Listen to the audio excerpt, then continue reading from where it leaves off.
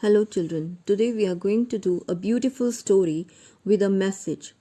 An Angel in Disguise is the story which lays emphasis on the importance of loving and caring for others and proves that love is essential for human survival. Children, in the beginning of the story, we have the words idleness, vice, and intemperance.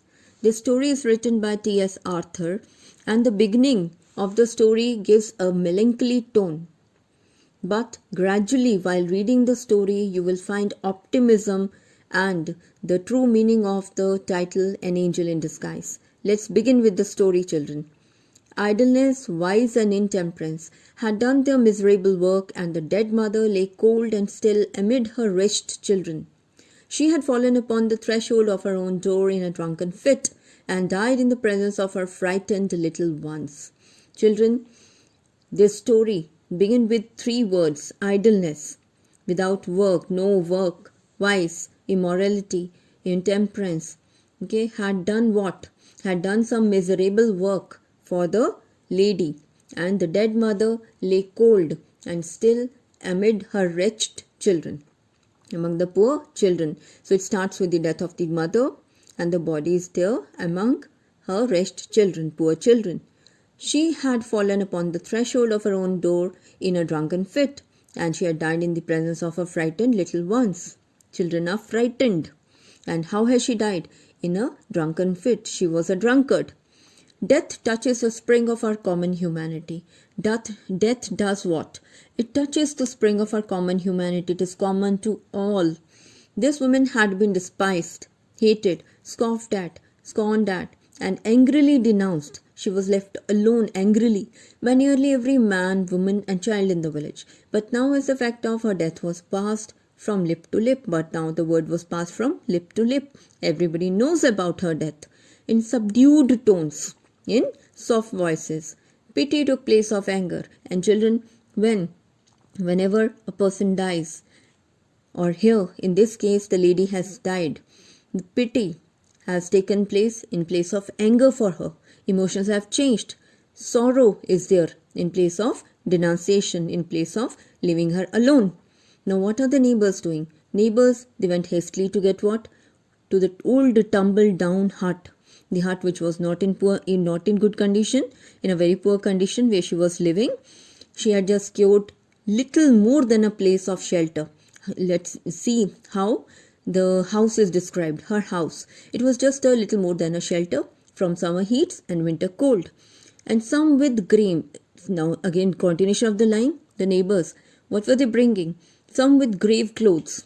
So they were bringing the clothes for a decent interment of the body, decent burial of the body, and some with food for the half-starving children. The children, 3 in number. Now the number of children is mentioned here, 3 in number, and of these, below this, we have the description for the 3 children. First one, John, the oldest, a boy of 12, was a stout lad, able to do what? He was able to earn his living with any farmer. Kate, second child, between 10 and 11, was bright, active girl without of whom something clever might be made, if in good hands. But what about the third one? Third one was little Maggie, the youngest. And what was so special about her? She was hopelessly diseased. Hopelessly diseased. She had some disease which could not be cured. No hope for her. What had happened actually? 2 years before, a fall from a window. She had fallen from the window and she had injured her spine, and she had not been able to leave her bed except when lifted in the arms of her mother. So whenever mother was there, when she was alive, she used to help this poor child. But now what is to be done with the children now? The neighbors they do have a question to ask to each other. So that was the chief question. What is to be done to the children? The neighbors came to help. The dead mother, they said, would go underground and she would not be there now. Forever she is gone. But the children must not be left to starve, so they cannot be left alone now. After considering what happened, after considering the matter, talking it over with his wife, Farmer Jones. First person to come forward was Farmer Jones. Whom is he taking with him? He would take John and do well with him. Okay, so So Jones took away John. Now the second child, Mrs. Elias, who had been looking out for a bound girl. She wanted a girl who could help her in the household work probably. So she said that she made a choice for Katie, and even though she was too young to be of much use for several years, she said she is taking her. I could do much better, I know, said Mrs. Elias, but as no one seems inclined to take her, she is actually affirming that she is doing a big task, she is being generous, therefore she says these lines. I must act from a sense of duty, expect to have trouble with the child. She is expecting a trouble, but then also she says because the child is undisciplined and she used to have her own way, but even then she is willing, Mrs. Elias is willing to take Kate with her. But no one said anything about Maggie. I will take Maggie. No one said this. Pitying glances, sympathetic looks were cast on her when in wasted form. When in wasted form, the form of Maggie, because she was diseased. She could not walk on her own, and therefore she had the sympathetic glances of everybody, and thoughts were troubled on her accounts. People were troubled for her. Mothers brought cast off garments, the worn out old garments, and removed her old ragged torn clothes, dressed her in clean attire. That much they did for her. The sad eyes and the patient face of the little one touched many hearts. Okay, and even knocked, look at the beautiful lines, even knocked at them for entrance, for help, for few words. But no one opened to take her in. No one was willing to take her to their house. Who wanted a bedridden child? See, author has intruded here and he is questioning. Okay, who wanted a bedridden child? Take her to the poorhouse. Now people are arguing, people are discussing what will happen to this child, who will take. So they are giving their suggestions. They start giving their suggestions. Take her to the poorhouse, said a rough man, of whom the question, what's to be done with Maggie, was asked. Now nobody is going to be bothered with her. Poorhouse is a sad place for a sick and helpless child, answered one. For your child or mine? Laughingly said. Lightly speaking, laughingly, one person said to another one, for my child or for your child? Will it be a sad place for a sick and helpless child? But for this child, who is the child? Maggie. For this child, it will prove a blessed change. Why? Because she will be kept clean. It will give her healthy food, and she will be doctor. Doctor could be provided, which is more than required in her condition. And there was reason in that, but still it didn't satisfy. The day following the day of death was made the day of burial. Next day was the burial, and few neighbors were at the miserable hovel, that small house, but none followed dead cart. So in the dead cart, the body of the mother was put, and it was sent, to the pauper or to the poor grave. No one followed that cart. She was sent alone. Farmer Jones, after the coffin was taken out, he placed John in his wagon and he took him away. So first child, John, was taken away, satisfied that he had done his part. The second child, Kate, will be taken now by whom? Mrs. Elias. Now Mrs. Elias spoke to Kate with a hurried air. She was in a hurry to take her away. So what did she say? She says, bid your sister goodbye, and drew the tearful children apart before scarcely their lips had touched in a sobbing farewell. So they were not even given good farewell. Hastily they went out, and some glancing at Maggie, and some deliberately they refrained from looking at her, until all had gone. She was alone now. Just beyond the threshold, who was there? Joe Thompson, the wheelwright. He paused over there and said to blacksmith's wife, who was hastening off. She was in a hurry, but he said to her, it's a cruel thing to leave her so. Then take her to the poorhouse. She will have to go there, answered blacksmith's wife. Only two people were there. So she said to Joe Thompson, take her to the poorhouse. And springing away, she went away quickly, leaving Joe behind. So Joe only was left there. For a little while man stood with a puzzle there. Then he turned back and went into the hovel again. Maggie, with painful effort, had raised herself to an upright position. When she saw Joe over there, so she raised herself to an upright position in the bed and was sitting on the bed. She strained her eyes upon the door, out of which all had just departed. All had gone. And now this child was worried. A vague terror had come into her thin white face. "Oh, Mr. Thompson," she cried out, catching her suspended breath, "don't leave me here all alone." So she is terrified. She is afraid that she would be left alone.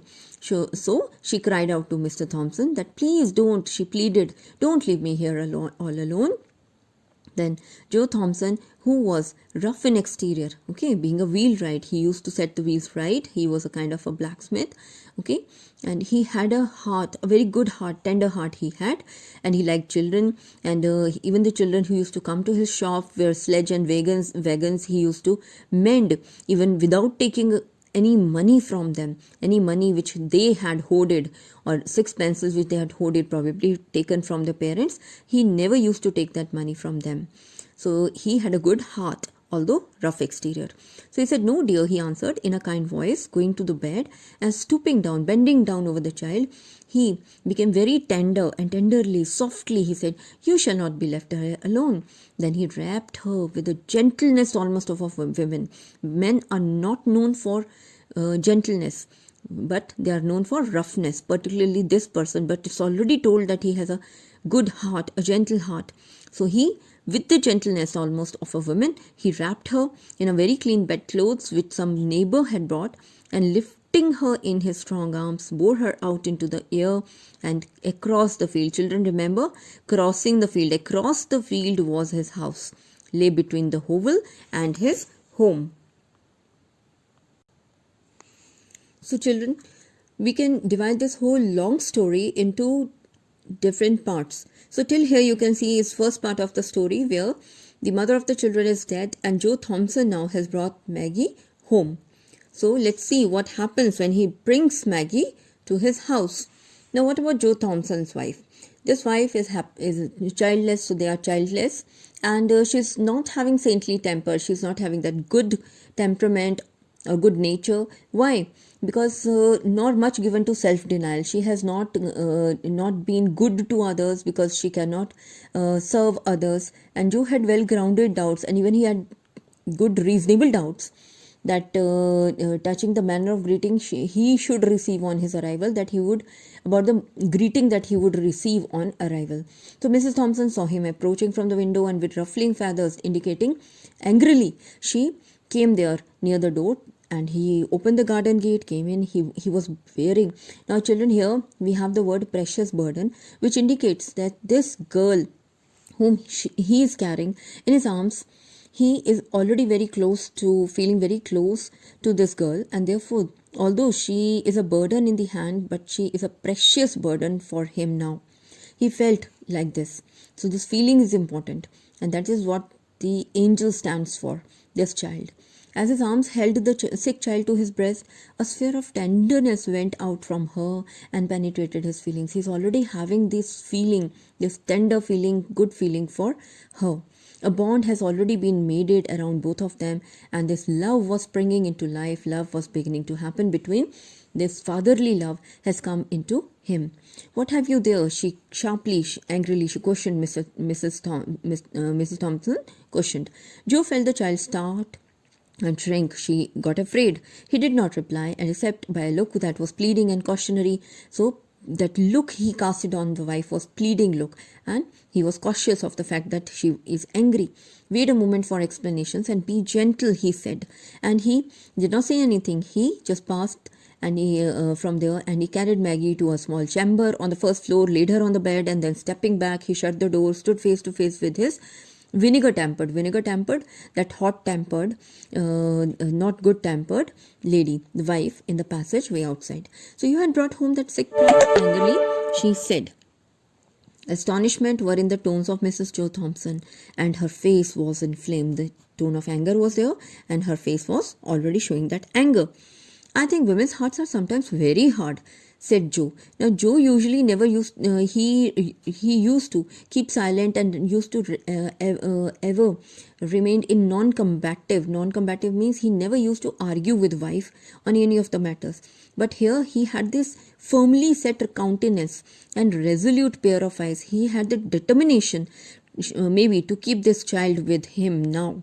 And therefore he said this one line, "I think women's hearts are sometimes very hard." So he says women's hearts are not half so hard as men's. And Joe saw by a quick intuition that his resolute bearing, that his determined countenance, and also the eyes, that determination shown in the eyes, they had impressed his wife, and he answered quickly. Okay.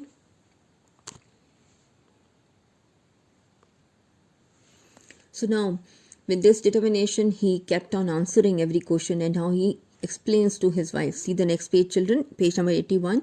Be that as it may, every woman at the funeral turned her eyes steadily from the sick child's face, and when he is explaining that now the women's heart, he was surprised, could be very hard as men. So therefore he is explaining that every woman at the funeral turned her eyes away from the sick child's face, and when the cart went off, he said, her dead mother hurried away, and she was left alone in the hut with sun. Now important line here, with the sun not an hour in the sky. So it was only 1 hour left for it being dark. Where were John and Kate? Asked Mrs. Thompson.